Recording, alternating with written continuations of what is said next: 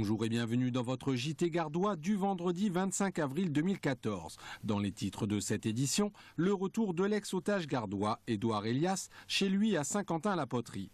Le procès de l'ex-comptable de la fédération du PS gardois soupçonné d'avoir détourné 377 000 € et le lancement de la campagne des Européennes 2014 avec la venue à Nîmes de Michel Alliot-Marie avec Franck Proust.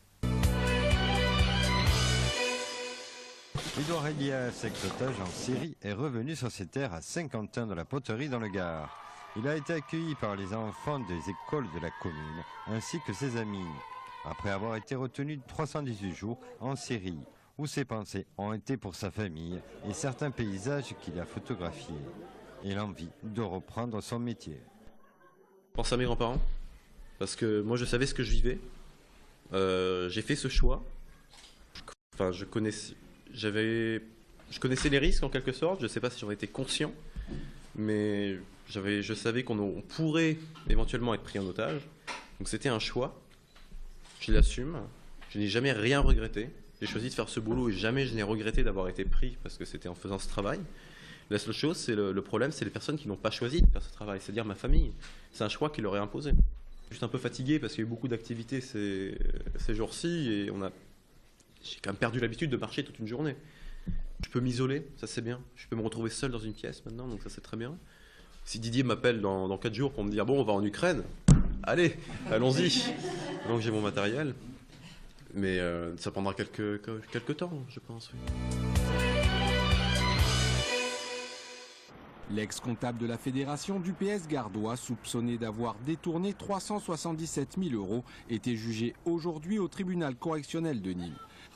C'est Stéphane Tortajada après son élection au poste de premier fédéral qui avait mis à jour le détournement, des faits reconnus par Nathalie Bouvet et étalés sur 6 ans, passant en 2007 d'un détournement de 34 000 € à 63 000 € en 2010, puis à 91 000 € en 2012. De l'argent facile selon la prévenue qui l'a conduite à l'addiction. De l'argent obtenu par simple dépôt de chèque, puis grâce à des fausses factures artisanales grossièrement falsifiées, avec à la clé un revenu mensuel de 8 à 10 000 € pour celles dont le salaire de base était de 1 350 €. Des sommes qui ont alimenté son train de vie, taxi quotidien, restaurant de luxe, voyage aux Baléares, au Brésil ou des habits pour son mari qui, sur le banc des accusés pour recel, dit n'être au courant de rien. Un aveuglement qui surprend le juge Bandiera et qui semble s'être généralisé de la banque au cabinet d'experts comptables en passant par les premiers secrétaires du PS et même la Fédération nationale qui est venue combler en 2009 un déficit de 75 000 €.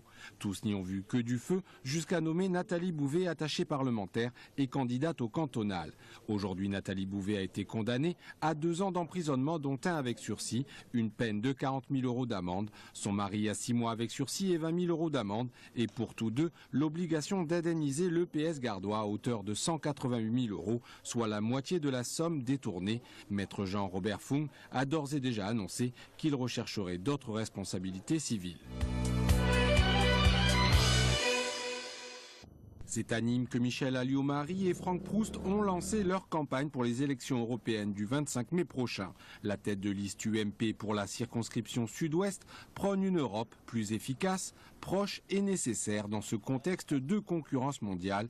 Elle dénonce vivement toute idée d'une sortie de l'Europe prônée par le Front National. Quand on a en face de soi comme concurrents économiques la Chine, l'Inde, le Brésil, l'Afrique du Sud, l'Angola, à soi seul, on n'y arrive pas. Refuser l'Europe dans ces conditions-là, c'est totalement irresponsable. C'est s'affaiblir soi-même.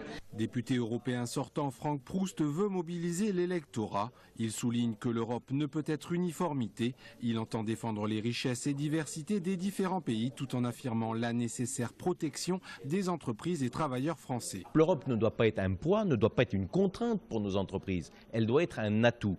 Alors il y a la directive sur le détachement des travailleurs qui va imposer aux entreprises étrangères européennes qui répondent sur le territoire français au marché public notamment, eh bien d'adopter les normes françaises, les normes fiscales et les normes sociales, pour réduire cette disparité entre nos entreprises ici, nos PME dans le Languedoc-Roussillon, qui sont concurrencées par des entreprises espagnoles ou italiennes où le coût du travail est nettement moins cher que celui de la France. Le 25 mai prochain, les Français auront à élire sur 8 circonscriptions 74 eurodéputés. Un scrutin habituellement marqué par un fort taux d'abstention. En 2009, il était de 60%.